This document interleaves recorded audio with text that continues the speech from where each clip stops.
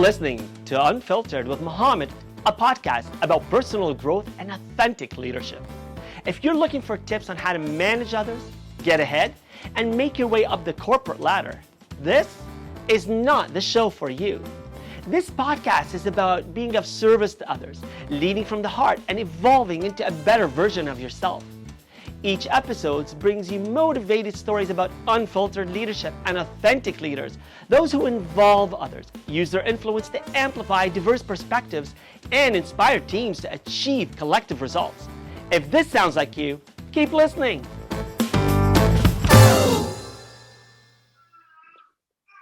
Hello and welcome to the Unfiltered podcast, and welcome to my esteemed guest, Bilqis Abdul-Qaadir. Thank you for being my guest today.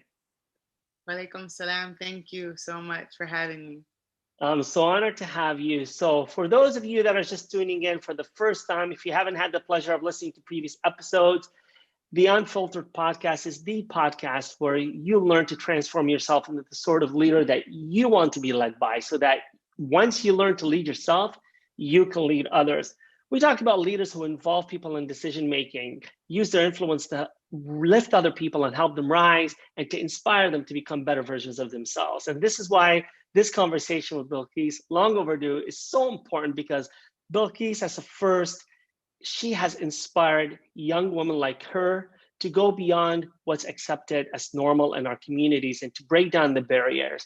And before I get too deep into the conversation, I'm going to give you a bit of background about who my guest today is. So from a young age, Bilqis knew she wanted basketball to be a part of her life. After first picking up a ball at the age of 4 at a local YMCA, her love for the program, her love for the game began, and this is when it all started. Living in a practicing Muslim household, Bilqis was told to follow her religious beliefs as she grew older. She began wearing a hijab, the traditional head covering for Muslim women, and practiced modesty on the court by covering all skin except her hands.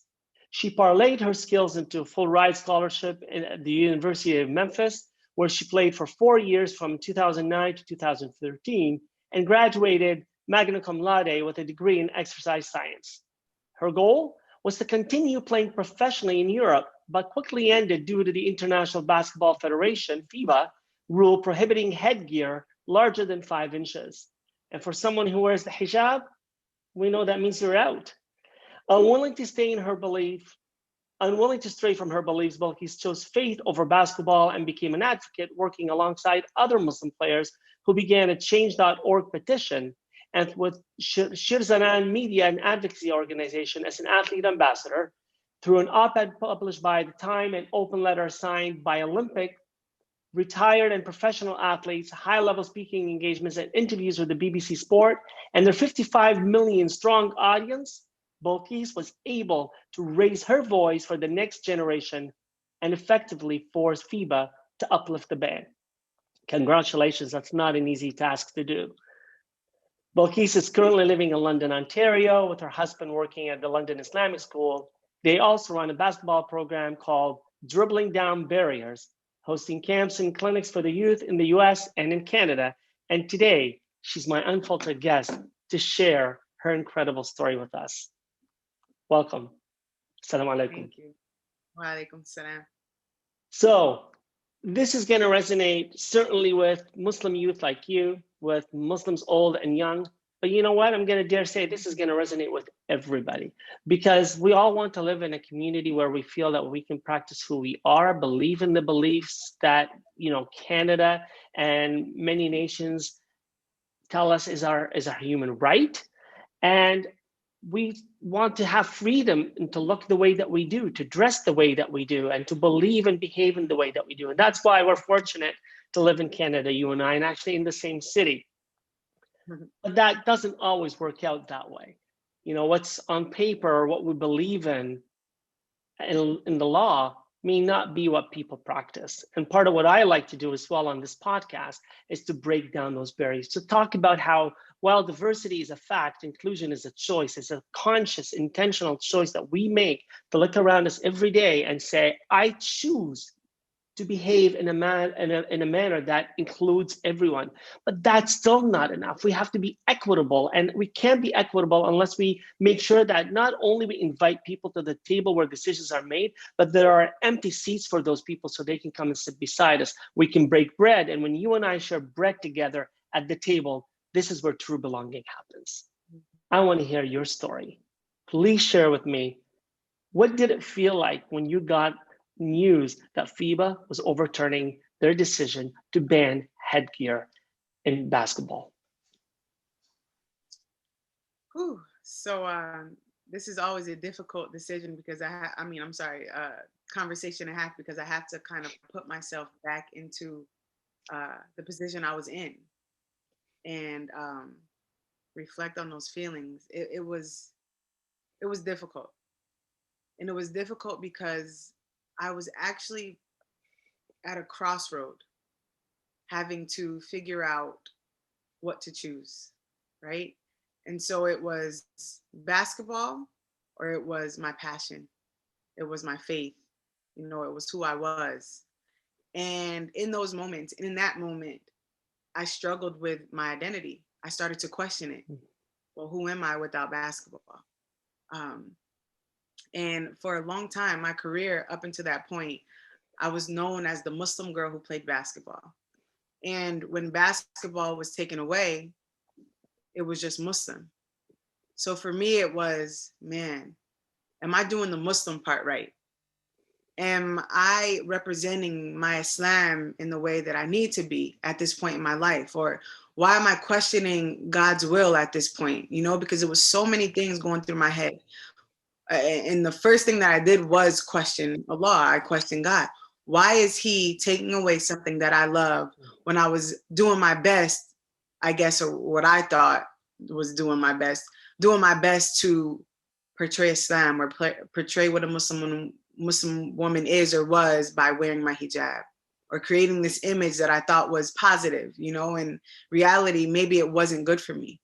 And so I guess when you're talking about inclusion and wanting everybody to feel like they're a part, or to have a seat at the table, we have to really reflect on our own self. Am I who I say I am? Am I strong in my faith? Am I strong in my identity? And so at the 22-year-old, my 22-year-old self, or 23-year-old self, I'm now 30, alhamdulillah, I didn't know who I was. I was told to be Muslim because that's all I knew. I didn't have the chance to choose it. And so what I realized with this FIBA situation, it was really Allah, it was really God testing my faith. And he was finally putting in front of me, do you choose this way of life? So I can say that, through a lot of prayer, through a lot of patience in that moment, I had to really dig down deep and figure out who I was. Right. And while having the choice in life, making our own decisions, having the power of choice is an incredible gift that we can exercise, not daily, but in every minute. Having to choose between who you are as an individual, as a human being, and what your vocation is, and how you want to behave in the community where you live or where you want to work. That's not a choice that you should have to make. You shouldn't have to choose one over the other, right? When I think about it, I don't wake up in the morning and think, do I want to breathe today, or maybe just forgo breathing, right? For people who believe, the way they pray, the way they follow their faith, the way that they dress as a reflection of their identity, taking that away from them is tantamount to taking away their breath, because you're taking the life that they align with. It is who they are. I relate to you, because when I came to this country, we were told we'd fit in better with Western names. I was told, hey, Muhammad is not very, Western, so let's go with something else. So we came home, sat around our pencil cases, getting ready for school. And my sister goes, Mike, no, nothing against any Mikes out there, but I hate the name Mike. And if anybody wants to stick me off, to call me Mike, because I grew up not being who I was. So I grew up hating the name Muhammad because it meant I was to live in shame. They had to take it away from me. And so I hid behind the mask of Mike. But I hated Mike because it wasn't who I was. And when I say I hate, I didn't just hate the names. I hated the people that hid behind those masks.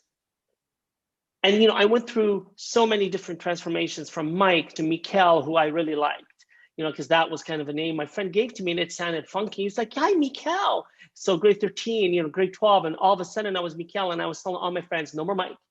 It was hard not to turn around. People call me Mike. I still flinched. And then Mikel became Miguel when I went to Spain. And finally, when I went to Spain and I realized, hey, there's something Islamic here. My parents told me about this and I'm getting goosebumps. I had the courage to say, what happened to Muhammad? But when I came out of the closet and I embraced Muhammad because I was brave now, guess what? I was coming back to things like the Gulf War and September 11th, and it wasn't the good timing for Muhammad. And in all honesty, even today, you start out a conversation saying, I'm Muhammad. I unlike you, a Black woman with hijab, people know what demographic let's say you probably align with, right? And your identity is very visual. I can pass for being mainstream. So when I say Muhammad, people say, oh, what is that? And then, you must be a revert, or you must be a convert. No, right? And so thank you for allowing me to share, because I not only know what you're speaking about, I feel it, but you live it and you continue to live it. Because even though I think you had a win and you won against FIBA and you won for many young women like you, being a Black woman in hijab today, and I know you're a powerful woman, by the way, so I want to be careful with my question, but this is unfiltered. So I'm going to say it as it is. Is it easy being you today? That question just gave me goosebumps. It's so crazy. In your story, I mean, it hits home for me too, as a Black Muslim woman who wears hijab. And to answer your question, no, it's not easy. I know people will assume that that's what I was going to say, but it's real life. Day to day, I walk outside hoping and praying that nobody says anything to me that is discriminatory or that may make me rethink who I am, or rethink wearing my hijab, or hate the fact that I am Black. And it's interesting because, and you're a woman, and I'm a woman, exactly, right? That's, for me, that's just natural. It's sometimes it's tough to even bring things to word, because you only, to understand how I feel, to be who I am, you have to live it, and I think people need to sometimes take a step back and, like you said, really study history and understand where my people and what my people went through. Love it. Yes. Because there were so many times where people would say, but you weren't a slave. Your family weren't slaves. No, but actually my family was. And the way that I have to live life and navigate through life now is really a result of what my people have been through. I am at a disadvantage. So what drives me every day is to prove people wrong. And I call myself a trifecta, a Black Muslim woman. It's a trifecta, and it's a powerful trifecta, because I get to define who I am outside of what everybody else thinks. I have to wake up and make the conscious decision and say, let me make sure that I represent who I am in the right way wherever I am, because I'm who people are going to use as that standard. Right. And it's tough because you have to be 10 toes down at all times. And at the times where people test me, and this is crazy, this is back to when flying was an actual thing, and I would walk on the plane and I'll be with my husband. And as men, like you said, people don't know if you're Muslim or not. My husband can go from African to Dominican. He can look like whatever. Me, they automatically see that I'm Black, Okay, I can range, but then I'm Muslim. Mm.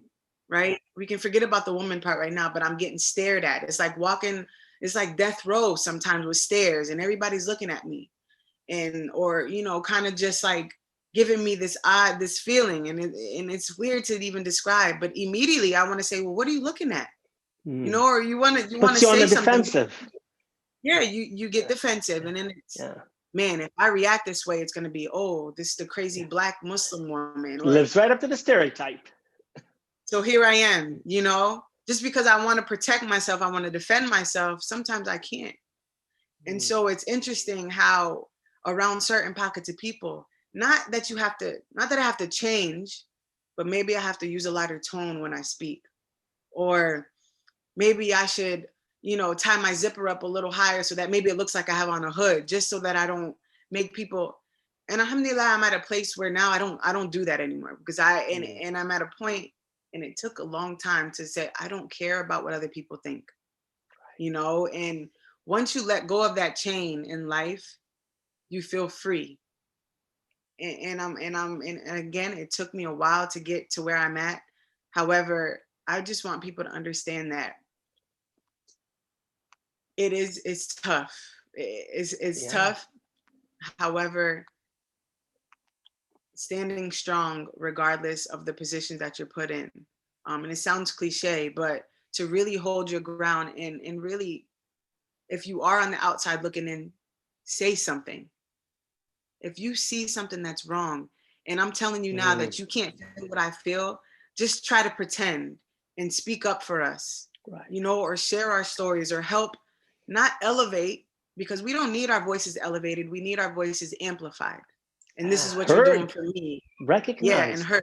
Exactly. Yeah. So let's use our platforms in ways to kind of make certain people's lives a little bit easier, so that I don't have to have these thoughts when I'm walking through the mall or flying through an airport, so. And it hits home, and I want to unpack a few of the things that you say. They're not so much for me because I can relate and empathize with them, but I still feel them. And I, not to challenge you, but I want to go back to the woman part, because take away your black identity, take away your hijab, people may still look at you as a woman. And here you have what I may call 3 strikes, but I want to say 3 stars, because you're a woman. So you've been given the power to give life, to hold life, to nurture life, and we weren't. So there's a lesson as a man. I look and I say, hey, I didn't give labor. I couldn't even stay in the same room. I had to look away. So that's the first thing, when it comes to the power of the feminine, the power that a woman holds, and the stamina and the energy and the ability to love, she becomes a role model for the rest of us. And then I look at your hijab, and I look at that as a sign that there is something bigger than you and I. So a Jew, a Christian, a Buddhist, anyone with a belief that there's just something bigger than you and I, call it God, call it Allah, call it Jesus, call it whatever you want, there's something bigger. You are just saying, I recognize that I am in servitude of something bigger than myself, that I'm not so arrogant to think that the world revolves around me, but that this piece of cloth on my head recognize that there's something above my head and in my heart. And then to your color, I don't want to be colorblind. I want to be color bold. I want to see blackness. I want to celebrate the difference, the diversity. I want to be a conscious decision maker that inclusion is the route we take. Now, that's why I have this podcast. That's why I do the work that I do. Not because I want to be token, and not because I want to, pat on the back. It's because as we're learning these days, you're either racist or anti-racist, and you can't remain silent, because those that have been silenced for too long, we together need to amplify those voices. 2020 has allowed us to do that. The fact that you're talking about your 20 or 22-year-old self, the fact that we're talking about your ancestors and your parents and your parents' parents, were affected by slaves. You live in the slavery of what racism does to you today. You and I both do, and many of us do. And because we're impacted by either being racist or anti-racist, even for those who are practicing racism or remaining silent and not being anti-racist, they're impacted by racism because it's a disease that eats away at our society, just like the pandemic and the coronavirus is infecting people and impacting the rest of us and keeping us living in fear. So does racism. Hatred and ignorance doesn't allow us to appreciate everybody. So I see you as an ambassador to be able to say, I represent people. And I want to go there because your win and your stance today, because you continue to be a woman who, you know, where chooses to be who you want to be. And in spite of the fact that we live in a society that still hasn't accepted people who look differently, who act differently, how do you feel? And I'm not asking you as a representative of others as Muslims or Black, because you first represent yourself, but you have become an ambassador and a spokesperson for those, whether on the court or in the boardroom or in the classroom. How have you done that? How does it make you personally feel? It makes me feel proud, the first word. And it's pride, not this sort of self-pride, but it's proud to be who I am and to represent who I represent. And I think why I do what I do now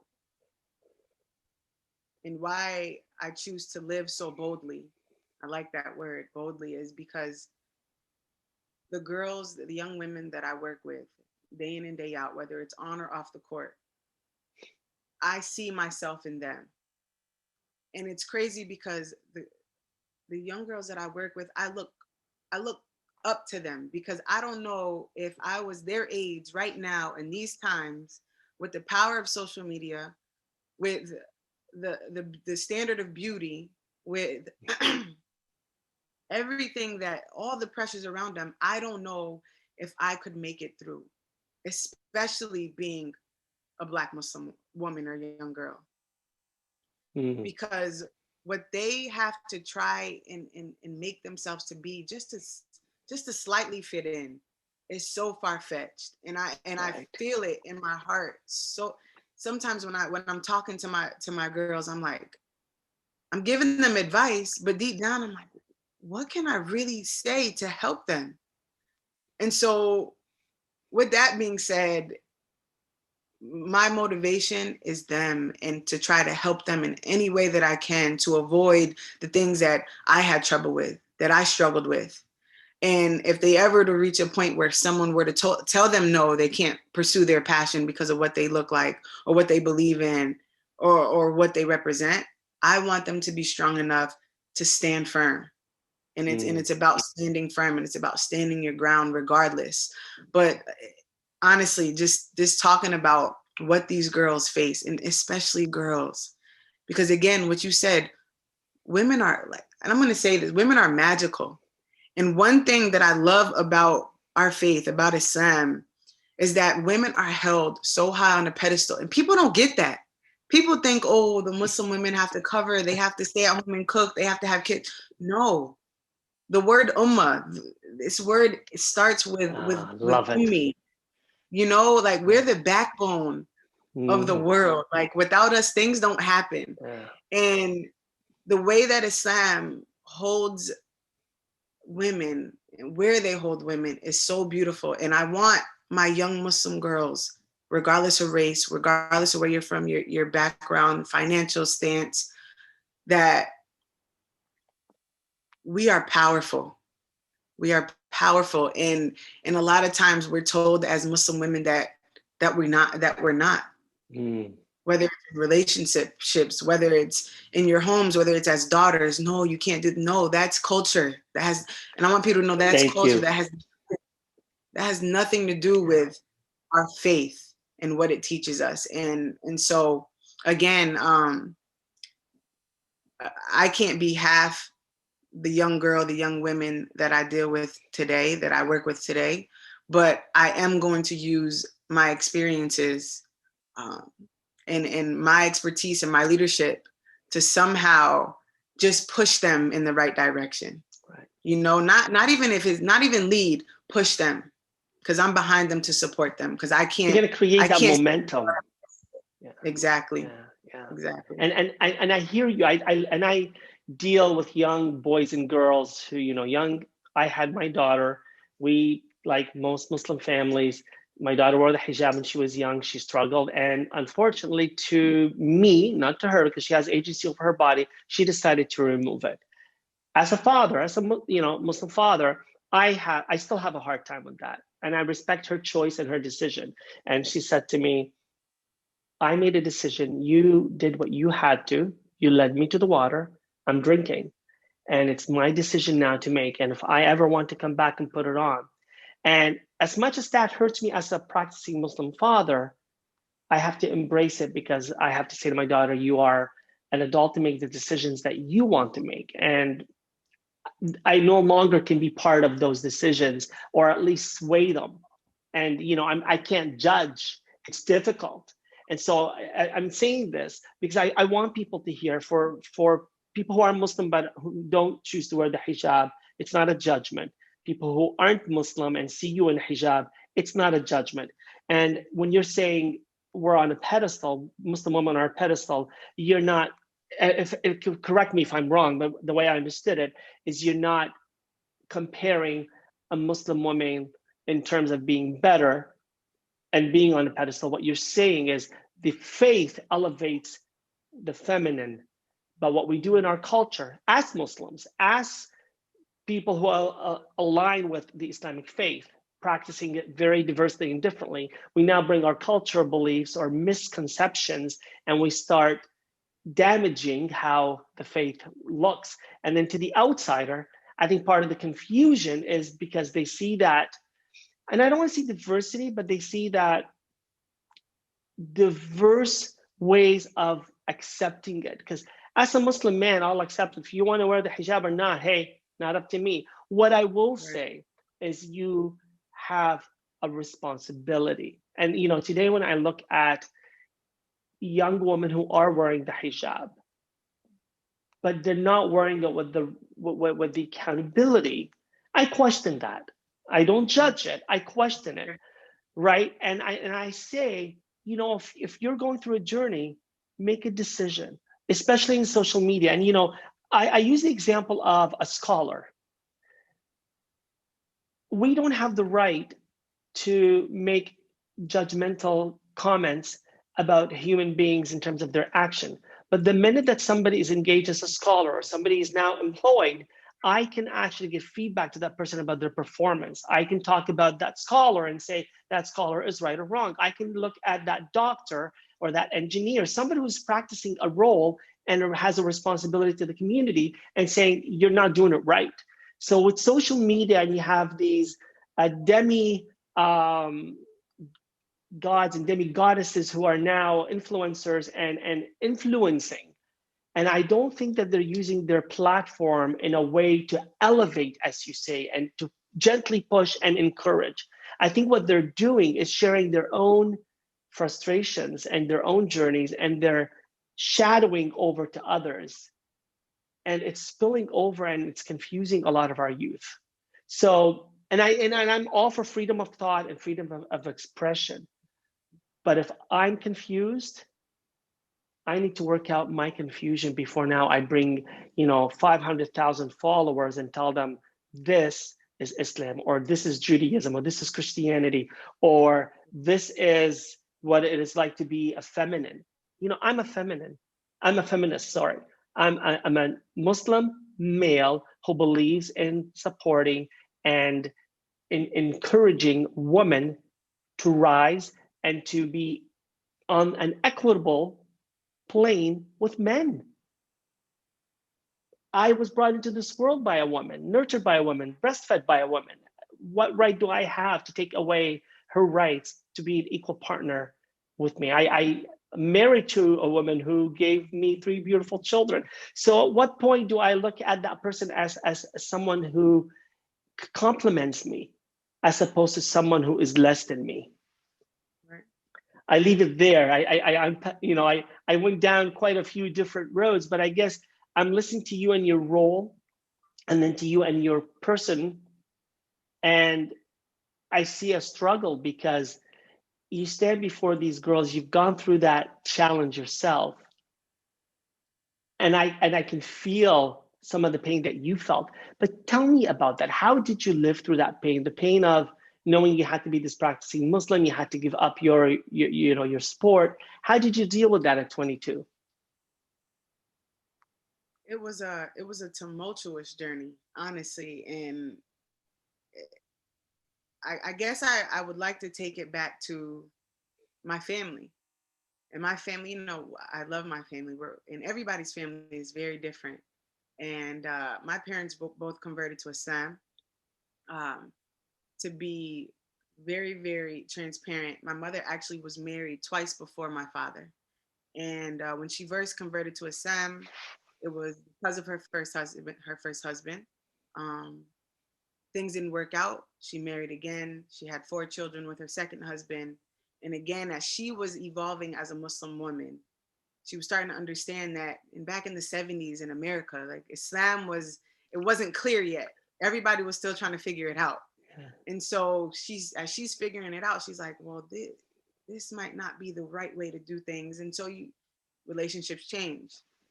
So she re-meets my father, and she has me. I'm the only child from my mother and So father. she went back to her first relationship. No.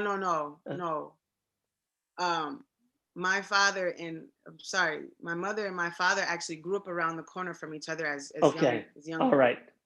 So she re-met him, and later in life, they used to say that they dated in elementary school and middle school, and then went their separate ways. And subhanAllah, so he comes back around full circle in her life. She meets him, and he's not Muslim, but she's Muslim. She has 6 kids at the time, and he like goes in for a hug when he sees her, and she's like, no, you can't touch me. Like, he's like, what do you mean I can't? She's in full hijab. We went to school together. Yeah, he's like, what is this? And so anyway, subhanAllah, how they even their love story, mashallah, is amazing. They ended up getting married. They had me. I'm the only child from their marriage. They're still married to this day, alhamdulillah. But I bring that up because my family now, like you mentioned about your daughter and about people choosing their own paths. And my mother always said, I can lead a horse to water, but I can't make them drink. And that's how she uses when she describes sometimes some of my siblings and, who's everybody has chosen their path in life. She says, at this point, all I can make is dua. And before she sent me off to university, I was struggling with hijab. I was struggling with modesty. I was struggling with not even that part of it. I was struggling with understanding what Islam meant and what it was. And when we're born into Islam, or whatever faith it is, when you're born into this faith, you're taught it as if it's just normal. Like you take a shower, you pray. You brush your teeth. Like, yeah, exactly. It's just what I knew. It's what I learned. And it's interesting when you're growing up in certain communities, and in my community, there weren't a lot of Muslims. And so it was just, it was hard to be that. And it was hard to try and fit in. And it's crazy because I'll talk about it later, but living in Canada, like when I moved here, I'm like, there's Muslim women catching the bus at midnight. Like, what is this? Like, I could never back in America where I'm from, So anyway, it was just the way that I was taught my Islam. My mother wanted to protect me and my father wanted to protect me from the things that they've been through, but they didn't quite explain why. So I knew what was halal. I knew what was haram, but I didn't know why. So I didn't know why I couldn't go to a party. What's there? Why can't I go? My friends are going. My basketball teammates are going. And the things that we can't do, we want to do so bad. Right. And so it was just like, okay, I knew halal, I knew haram, but I didn't know why. And I think growing up, you're afraid to kind of ask those questions because you don't want your parents to think that you may be thinking about not praying or not fat, whatever. And so anyway, at the age, at the age of, when I was in university, going to university, I remember my mother writing me a letter and putting it in my suitcase. I didn't see this until I was sent off over 1,000 miles away. So I open up the suitcase and it's my mother's handwriting, and she basically says, I want you to hold on tight to your salah, and I want you to read Quran whenever you can. And the last part, and it was something in between, but the last part I vividly remember, I'm always going to make dua for you. And so at 18, I'm like, whatever, like she's just panicking. I'm away from home. She knew that I was struggling. In my heart, I didn't think that I was struggling. I'm in university. I'm about to play for a Division I basketball team. I'm living life, you know?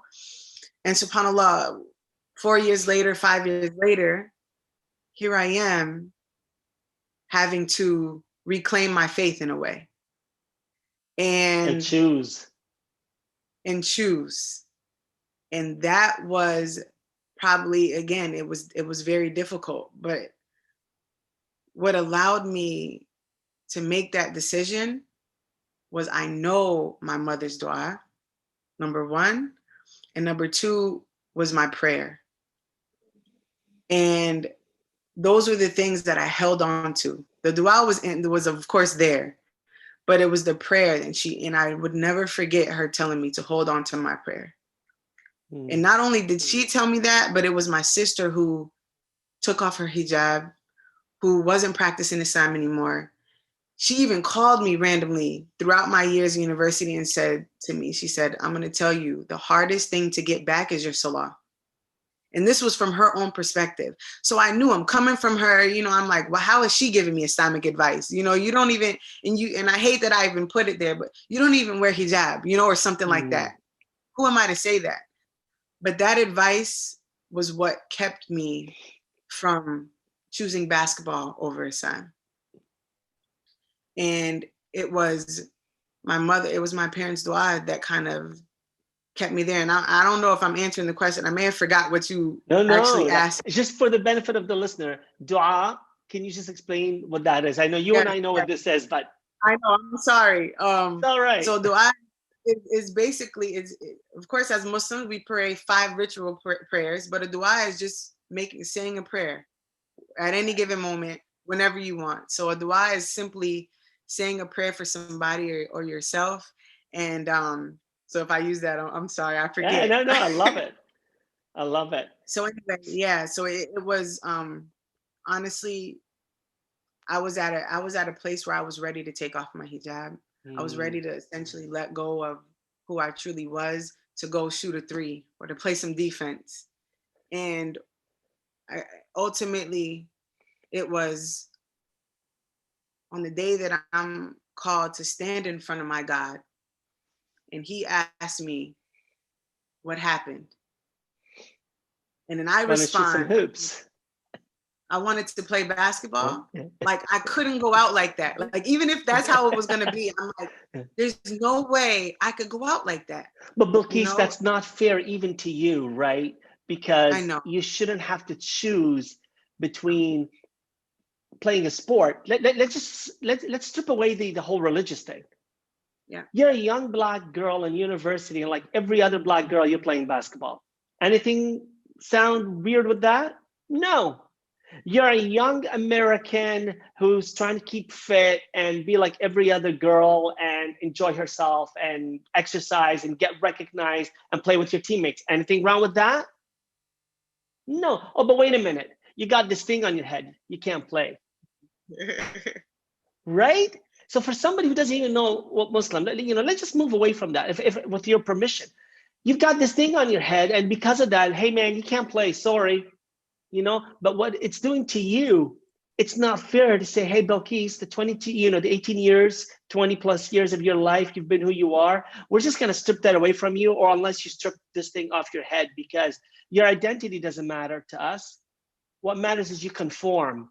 What matters is you reform. What matters is you take it off and you be who we want you to be. But what we got to tell people is we believe that you can be who you want to be. And when you stand in front of those little girls, brave young girls, and they are looking at you, thinking, "Wow," Yeah. and you're looking at them and thinking, "Wow," right? And it's that connection that you've made with them. They know, I know somebody who looked like me, who dressed like me, who was like me, and she did okay. And I think that's what we've got to empower people to do in our communities, is to say, hey, you know what? The way you dress, the way you love, the way you believe, the way you pray, that's okay. Yeah. We just got to live and live and act. And now that seems like a cliche, but you know what? It's only a cliche when you're standing on the outside and it's not about you. But when you've had to live it every single day, and somebody saying you can't be who you want to be unless you live by our rules, that's not 2020. But the fact that you and I are still having these conversations in 2020, the fact that a Black man in the United States can die because some guy was kneeling on his neck, the fact that that's still happening, the fact that, organizations are saying, well, I'm going to abdicate from my position as the CEO so that a Black person can get in my place. Hey, buddy, you should have been doing this 20 years ago. The fact that women today, because of COVID, have to give up their jobs and come back to their homes and be with their kids and go back 20 years. And, while men are getting promoted in organizations right now, women are coming back to the house. And, I just think, then what progress have we made? So I say to a Black Muslim woman, what progress do you think we've made if today, in the days of COVID pandemic, we've just regressed? I'll ask you a question. Do you feel we've regressed, or is there still hope? So I'm going to play devil's advocate. Yeah. And I'm going to say there has been progress. And I say agree. that because when we're searching for change, we want it to happen in an instant and on a global level, right? And what I learned through my journey was that it's the pockets of people that we change.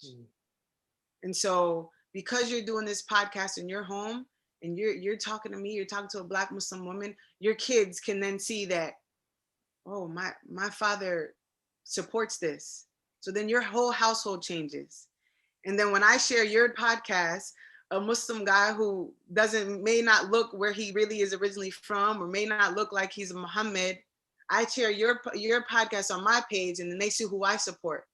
And so it's like it's a domino effect, or it's a snowball. Right. So I feel like when we're hoping for change, and I'm so grateful for all of the organizations who have been recently representing Black people and speaking out and building this allyship and doing all these things.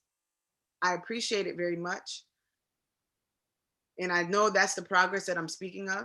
However, we need to remember what the goal is and what the focus of these conversations are. But we also need to understand that you can only have an impact on the people that are around you. And once we spread that, it can then grow and make the change that we're hoping to see on a day-to-day. And we got to be that change. We have to. Yeah, we have to. And I feel like even within this community here in London, as people of faith, as people who are from different countries or represent different cultures, we need to take the responsibility back and do our part within the streets. Right. Let's start reaching out to these pockets of Black people within our London community who need us. Right. And really make the change that we want to see. Because if we continue to allow these other people to try to represent us or do things for us, they're not going to do it the way we know it needs to be done. Yeah. And so I pray that through the programs that my husband and I run with basketball, and people forget that sport is so universal. And I always say that orange ball speaks so many different languages. Because if I were to take that ball and bring it to another country, we don't even need to speak to each other. We're going to speak for Amazing. ourselves. And so when I look at basketball now, I don't look at it as I'm good at it, I can make a three. I look at it as a way to speak to so many different pockets of people. I And so love with it. even our program, Dribbling Down Barriers, it is exactly what it says. The more we dribble that ball, the more barriers we're going to break down.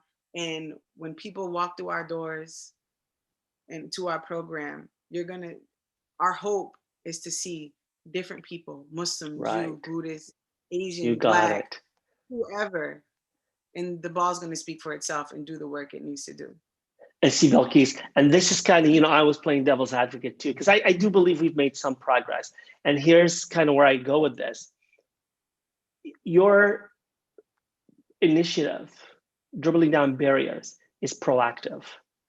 Stepping down and making room for somebody else to come and sit at the table is reactive. So what we've done, and I was really happy, we're both in the same city. So I'm sure you marched in the Black Lives Matter where 10,000 of us hit the streets amidst COVID, and we went to Victoria Park. So for people that don't know, they may be on the other side of the world, in July, many people came together to say enough.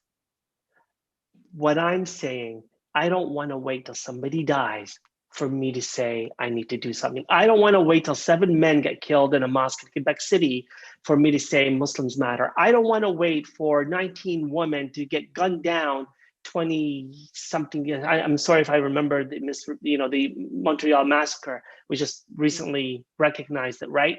I don't want to wait for more women to get murdered for me to say that women matter and we need to do more. So we just have to put more of these programs in place, more of that change.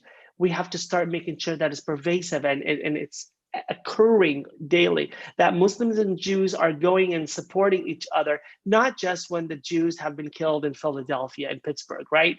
I don't want to wait till there's a reason to get together with you to break bread. I want to sit down and break bread so that when there is a reason, we're stronger and we can actually stand up and say, no, this is not acceptable. And when we do that together more often, then it's okay for a Black Muslim woman to dribble a ball and nobody gives her a hard time. And where I want to go with my final question to you, this is where I call it the unfiltered thought of the week. So I ask you to share a story or a learning or a piece of advice that you would give maybe to these young women that you're working with, maybe to others like you. What is something that you've learned that you could share with others to help us become better human beings and maybe to become that change that we so desperately need to see in the world?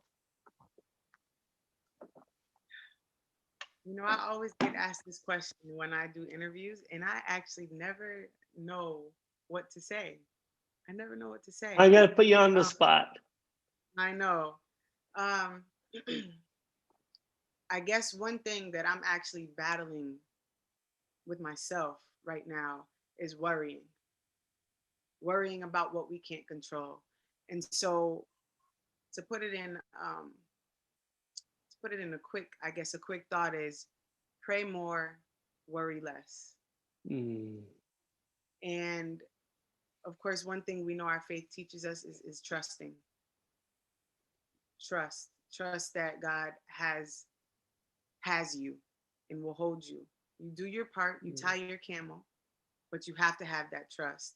Yeah. And no matter how much I pray, and it's something that I'm honestly just battling with myself. It's about small things that can be happening. It's the worry. And I know that as humans we do that naturally. But honestly, I try to actually put that into play, is to pray more, worry less. Once you leave it on the prayer mat, once you leave I it, whether love it's it. in your praying hands or your dua hands or whatever they are, leave it there and move on. And so it's a Love it. reminder to myself first, and I hope and pray that that could resonate with someone who may be battling with anything, whether It it's small, resonates with whether it's me. large.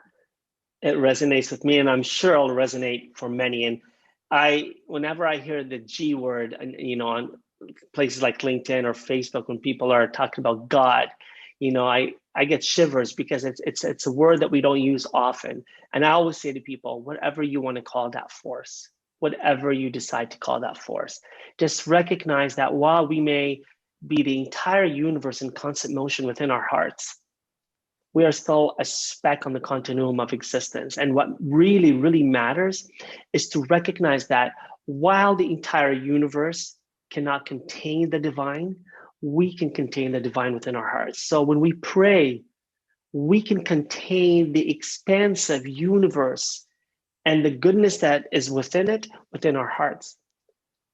And when we do that, the second portion that you mentioned, worry less. So when we have that faith, we worry less. So it's that faith that we bring into our heart and the living divine within us will allow us to worry less. So I want to thank you. This has been, I probably talked more than I usually talk in my podcast, by the way, and listeners will know that, but you kind of hit a chord because you reminded me of my own journey, and I thank you for allowing me to share as well. But you inspired me today, and that's why I did share, and you inspired the young girls and boys that you're working with. I thank you for being my unfiltered guest. I thank you for being a leader in the community, and I thank you for being brave, because it's not just you being a Black hijabi woman, it's you being Bilqis and you being who you are that inspires the rest of us to be a better version of ourselves. Thank you for being my guest. Thank you, Muhammad. I appreciate that. Assalamu alaikum. Walaikum salam. Thank you for listening to Unfiltered, the show about authentic leadership and personal growth. Like what you heard? Click subscribe, share it, and tell a friend about it. And don't forget to leave a rating.